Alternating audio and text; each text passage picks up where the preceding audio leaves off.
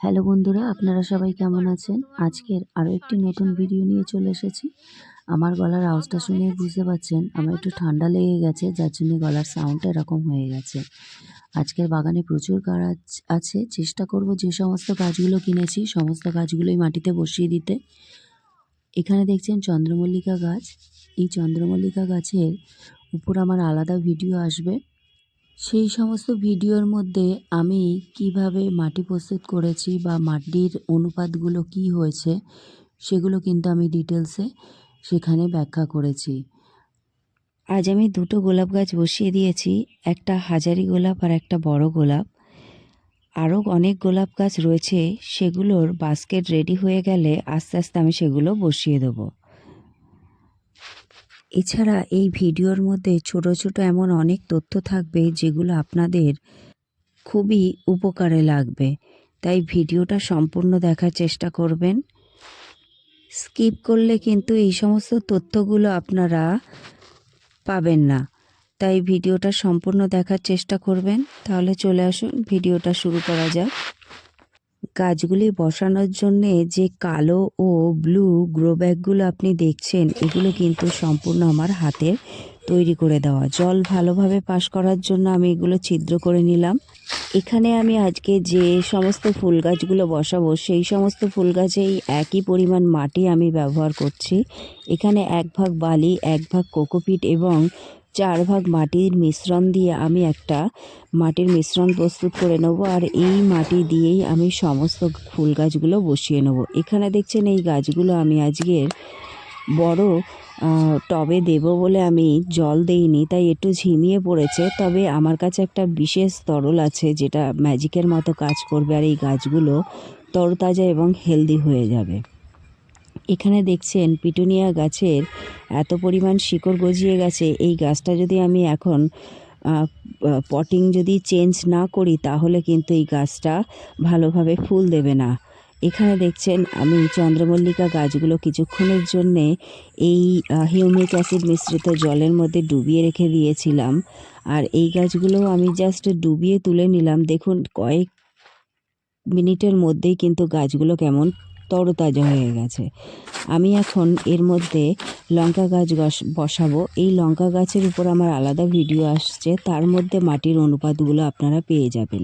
আজ যে কটা সবজি গাছ বসিয়েছি তাতে 3 ভাগ মাটি, 2 ভাগ পাতা সার এবং 1 ভাগ কোকোপিট এবং সামান্য গ্যানাক্সিন পাউডার দিয়ে মাটি প্রস্তুত করে নিয়েছি।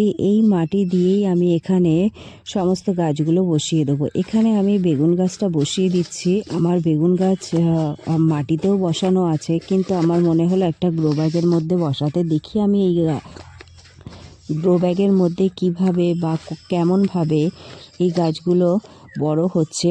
এরপরে যদি ভালো আমি ফল পাই তাহলে এবার থেকে আমি গ্রো ব্যাগের মধ্যেই বসাবো। এই দুটো আমি রেখে দিয়েছি, আমি বাস্কেটের মধ্যে দেবো। এখানে আমি পিটুনিয়া গাছটা বসিয়ে দিচ্ছি। আমি আগেই বলেছি যে মিশ্রণটা শুরুতে ভিডিও, সেই মিশ্রণ দিয়েই কিন্তু আমি এখানে এই ফুল গাছ দুটি বসিয়ে দিচ্ছি। ফুল গাছের জন্য কিন্তু আমি কোনো রকম সার বা এখন কোনো সবজি গাছ বা ফুল গাছের মধ্যে আমি সার আলাদাভাবে এর মধ্যে মেশাইনি, কারণ আমি প্রতি সপ্তাহে সপ্তাহে এর মধ্যে শস্যের খোল পচানো জল আমি এর মধ্যে দিতে থাকবো। সেই জন্য আমি বাইরে থেকে এর মধ্যে কোনো রকম সার প্রয়োগ করছি না। আর এখানে দেখছেন প্রত্যেকটা গাছের মধ্যে আমি হিউমিক অ্যাসিড মিশ্রিত জল খুব ভালো করে দিয়ে দিচ্ছি, যাতে এই গাছ বসানোর পর যে রুটে যে শক হয় সেই শক থেকে গাছকে বাঁচানোর জন্যে। আর এই গাছ খুব দ্রুত বৃদ্ধি হয়ে যাবে, এবং সেই জন্য আমি প্রত্যেকটা গাছের মধ্যে আমি হিউমিক অ্যাসিড মিশ্রিত জল দিয়ে দিচ্ছি। এখানে ক্যাপসিকাম গাছের মধ্যেও দিয়ে দিলাম, বেগুন গাছটায় খুব ভালোভাবে দিয়ে দিচ্ছি।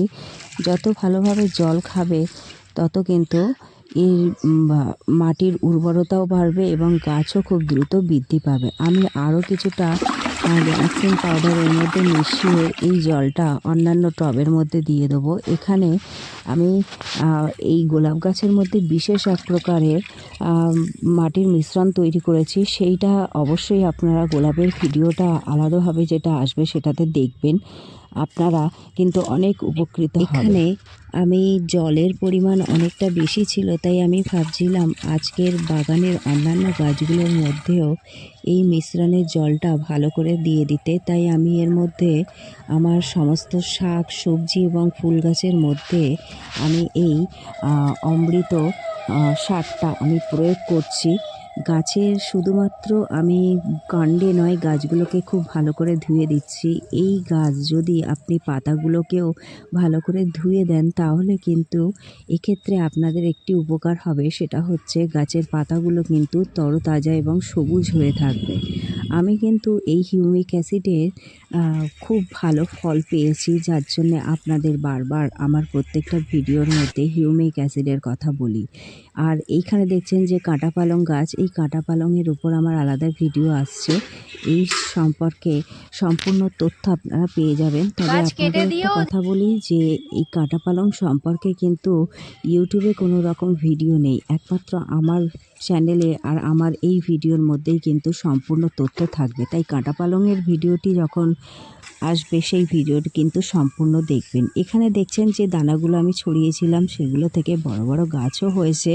আর একটু বড় হলে আমি এগুলো মাটির মধ্যে বা টবের মধ্যে দিয়ে দেবো। এখানে গাঁদা গাছগুলো প্রত্যেক দিনই জল দিচ্ছি, আর প্রত্যেক দিনই কিন্তু মাটিগুলো শুকিয়ে যাচ্ছে, কারণ এর থেকে নতুন নতুন পাতা ছাড়ছে, অর্থাৎ ডাল ছাড়ছে, এবং কয়েকটা গাছে তো কুঁড়িও এসে গেছে।